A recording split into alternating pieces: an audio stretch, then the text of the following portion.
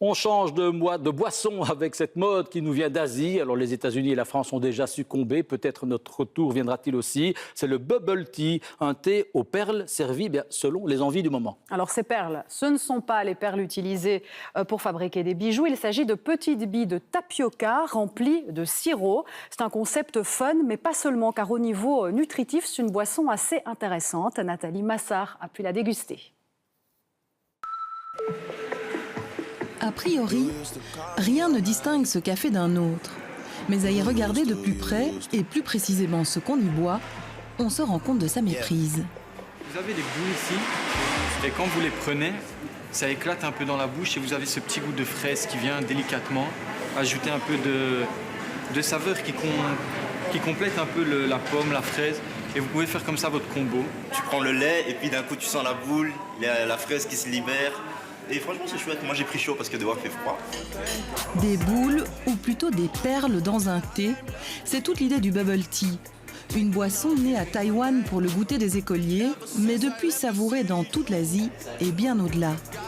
Le principe est simple, du thé, vert ou noir, chaud ou froid, avec ou sans lait, du sucre, quelques boules de tapioca fourrées au sirop de fruits ou naturel. Le tapioca, c'est un figure de manioc. Ça a un goût sucré? Oui, c'est un goût sucré. On mélange le tout et le tour est joué, à la carte, du bubble tea selon ses envies. Le classique, le Taiwanese classique, c'est très populaire. C'est en base de thé noir avec du lait. Le goût, c'est un peu sucré. Je peux conseiller là. Et je peux conseiller aussi le fruities. Les fruities sont rafraîchissants, comme iced tea. On a deux goûts dans la bouche. Parce qu'il y a le perle, il y a le goût aussi, le goût de fruits, et puis il y a le goût de thé. Tout mélange.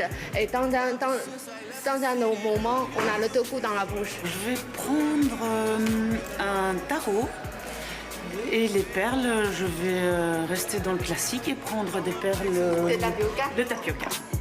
Et les puristes du thé, que pensent-ils de cette boisson qui enthousiasme un public plutôt jeune et branché? Ici, le plaisir est instantané, c'est une cible de consommateurs différente aussi, beaucoup plus jeunes, beaucoup plus actives, et je pense que les deux manières de le consommer peuvent vivre ensemble, parce qu'elles correspondent à des moments différents de la journée, parce qu'elles correspondent aussi sans doute à des publics différents et à des mœurs différentes également.